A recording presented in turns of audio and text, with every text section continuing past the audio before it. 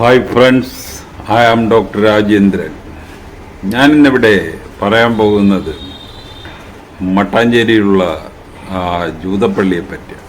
അപ്പോൾ നമ്മൾ എറണാകുളത്ത് നിന്ന് മട്ടാഞ്ചേരിക്ക് ഏകദേശം 10 കിലോമീറ്ററോളം ദൂരമുണ്ട്. അപ്പോൾ നമുക്ക് ബസ്സിലാണേലും ബോട്ടിലാണേലും ഇവിടെ എത്താം. അപ്പോൾ ഇത് ആണ് നമ്മുടെ ജൂൾ സ്ട്രീറ്റിൻ്റെ അടുത്തുള്ള ബോട്ട് ജെറ്റ്. അപ്പോൾ നമ്മൾ എറണാകുളത്ത് നിന്നും ബോട്ടിൽ വരികയാണെങ്കിൽ ഇവിടെ വന്ന് ഇറങ്ങാം. ഇതാണ് ജൂൾ സ്ട്രീറ്റിൻ്റെ എൻട്രൻസ്. അപ്പോൾ ഇത് കഴിഞ്ഞിട്ട് നമ്മൾ ഈ സ്ട്രീറ്റിൽ കൂടെ വന്നിട്ട് കാണുന്ന ഒരു വലിയ ഗേറ്റിലോട്ട്.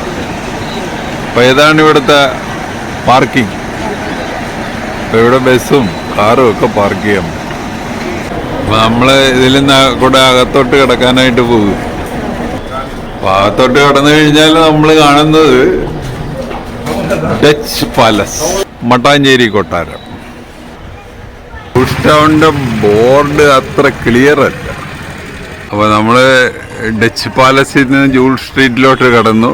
ഈ ജൂൾ സ്ട്രീറ്റിൻ്റെ അങ്ങേ അറ്റത്താണ് ജൂതപ്പള്ളി.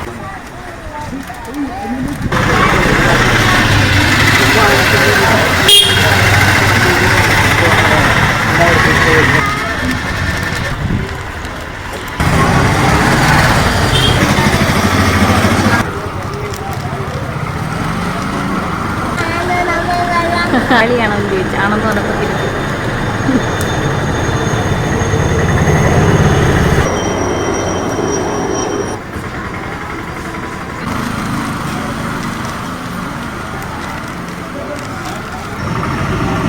അപ്പോൾ ഇവിടെ നിന്ന് നമ്മൾ റൈറ്റിലോട്ട് പോയാൽ ജൂതപ്പള്ളിയിലെത്തും, പരദേശി സിനഗോഗ്. ലെഫ്റ്റിലോട്ട് പോയാൽ പോലീസ് മ്യൂസിയം.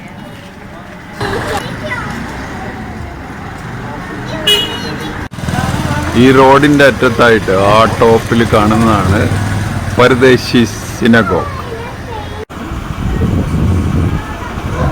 നമ്മൾ പരദേശി സിനഗോഗിലോട്ട് അടുത്തോണ്ടിരിക്കും. പരദേശി സിനഗോഗ്, ഈ പരദേശി എന്ന് പറയുന്നത് ഇന്ത്യക്കാരല്ലാത്തവർ. 1568 ആണത് പണി കഴിപ്പിച്ചത്. എൻട്രൻസ് ഫീ 10 രൂപയാണ്. അപ്പം ഇതിലൂടെയാണ് നമ്മൾ അകത്ത് കിടക്കുന്നത്. ഇതാണ് അതിൻ്റെ മുമ്പിലുള്ള വാച്ച് ടവർ. നമ്മൾ ഇപ്പോഴതിൻ്റെ മുറ്റത്തെത്തിയിരിക്കുകയാണ്. ടിക്കറ്റ് എടുത്തു കഴിഞ്ഞ് ആദ്യം നമ്മൾ കയറുന്നത് ഒരു ആർട്ട് ഗാലറിയാണ്. അപ്പോൾ അവിടെ വരച്ചു വച്ചിരിക്കുന്ന പടങ്ങൾ ഞാനിവിടെ കാണിച്ചിട്ടുണ്ട്. ആ പടം പോസ് പ്ലേ അടിച്ച് നമുക്ക് കാണാനും അതിൻ്റെ മുകളിൽ എഴുതിയിരിക്കുന്നത് എന്താണെന്നും അതുപോലെ തന്നെ താഴെ ഇംഗ്ലീഷിൽ എഴുതിയിരിക്കുന്നത് എന്താണെന്നും ഒക്കെ വായിക്കാൻ പറ്റും. അപ്പോൾ ഏതാണ്ട് ഈ ജൂതന്മാരുടെ ഒരു ചരിത്രം ഇവിടെ നമുക്ക് മനസ്സിലാക്കാനായിട്ട് പറ്റും. അപ്പോൾ വർഷങ്ങൾക്ക് മുമ്പ് ഉണ്ടായ സംഭവമാണ്. ഈ ജൂതന്മാർ ഇസ്രയേൽ പോലുള്ള സ്ഥലങ്ങളിൽ നിന്ന് പലായനം ചെയ്യേണ്ടി വന്ന സന്ദർഭങ്ങളുണ്ട്. അങ്ങനെ അവർ അവിടെ നിന്ന് പലായനം ചെയ്ത് കുറേ പേര് കേരളത്തിൻ്റെ തീരത്തും എത്തി അവർ കേരളത്തിൽ താമസമാക്കി. അവരാണ് ഈ മട്ടാഞ്ചേരിയിലെ ജൂതന്മാർ.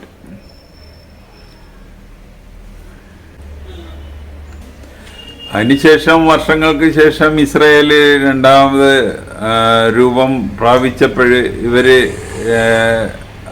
കുറേ പേരൊക്കെ തിരിച്ചുപോയി. ഇപ്പോൾ വിരലിലെണ്ണാവുന്ന കുറച്ച് പേര് ഇപ്പോഴും മട്ടാഞ്ചേരിയിൽ തങ്ങുന്നുണ്ട്. അടുത്തത് നമ്മൾ പരദേശി സിനഗോഗിൻ്റെ അകത്തോട്ട് കയറുകയാണ്.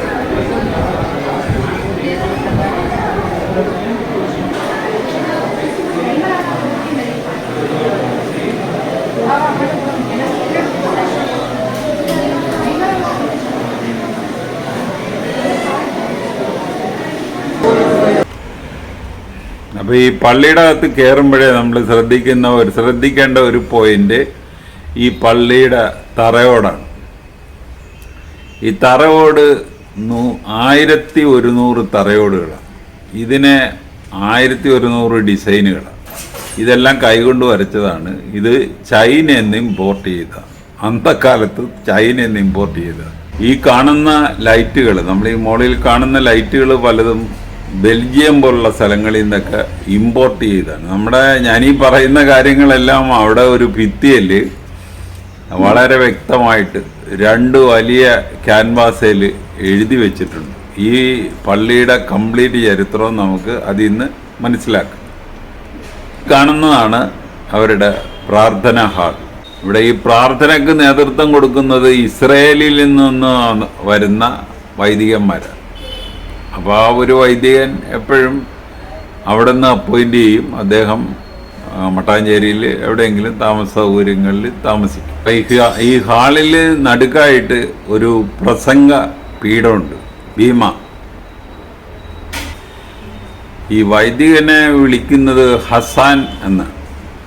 അപ്പോൾ ഇവിടെ ഈ പ്രാർത്ഥനകളൊക്കെ നടക്കുന്നത് വെള്ളി ശനി ദിവസങ്ങളിലാണ്. അപ്പോൾ വെള്ളിയാഴ്ച ദിവസങ്ങളിൽ ഈ നടുക്കുള്ള പീഠത്തിൽ നിന്നാണ് ഈ വൈദികൻ പ്രാർത്ഥിക്കുന്നത്. അപ്പോൾ ഈ മട്ടാഞ്ചേരിയിലുള്ള കുറച്ച് പേരൊക്കെ അവിടെ കൂടും, ഈ ജൂതന്മാർ.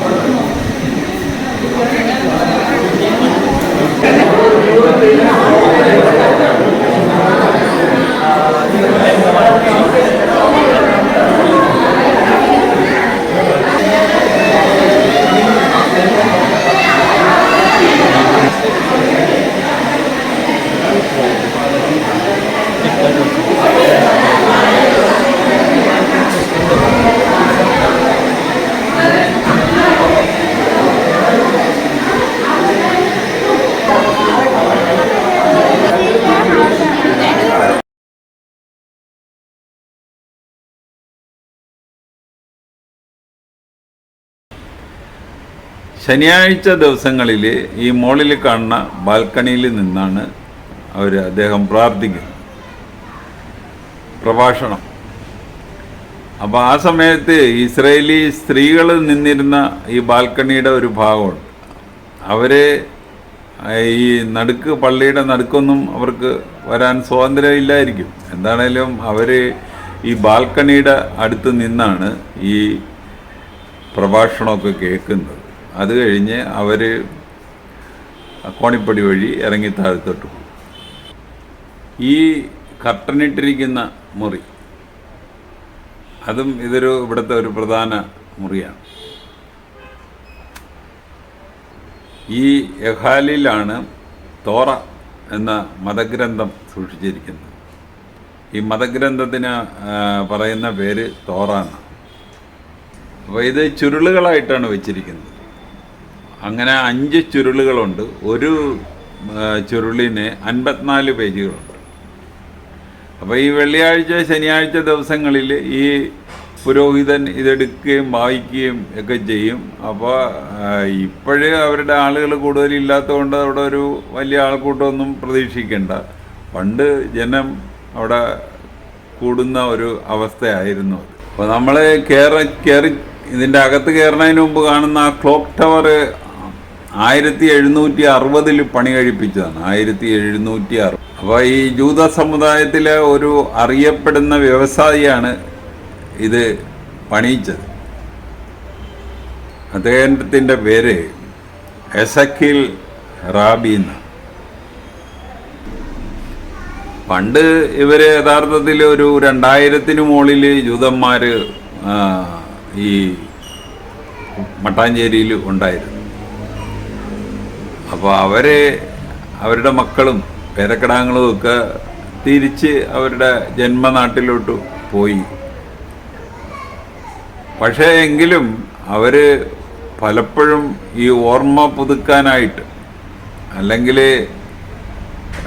അപ്പൂപ്പൻ്റെ സ്ഥലമൊക്കെ കാണാനായിട്ട് മട്ടാഞ്ചേരിയിൽ അവർ ടൂറിസ്റ്റുകളായിട്ട് വരാറുണ്ട് പോലും. ഇവിടെ ഏറ്റവും അവസാനമായിട്ട് നടന്ന ഏറ്റവും വലിയ ഫങ്ഷൻ എന്ന് പറയുന്നത് 450 ഈ വാർഷികമാണ്. ഈ പള്ളിയുടെ 450 വാർഷികം. അത് 2018 അപ്പോൾ അതിൽ ഏകദേശം 150ഓളം മെമ്പേഴ്സ് ഒത്തുകൂടി എന്നാണ് കണക്ക്. അന്ന് ഈ ഫങ്ഷൻ ഏകദേശം 2 ആഴ്ചയോളം നീണ്ടു. പരദേശി സിനഗോഗിനെ പറ്റി ഇത്രയൊക്കെ പറയാനുള്ളത്. അപ്പോൾ ഈ വീഡിയോ ഒന്നിട്ട് കാണുകയായിട്ട് കണ്ടിട്ട് ഇഷ്ടപ്പെട്ടുവെങ്കിൽ ഞങ്ങളുടെ ചാനൽ സബ്സ്ക്രൈബ് ചെയ്യുക. വേറൊരു വീഡിയോ ആയിട്ട് നമുക്ക് വീണ്ടും കാണാം. Thank you.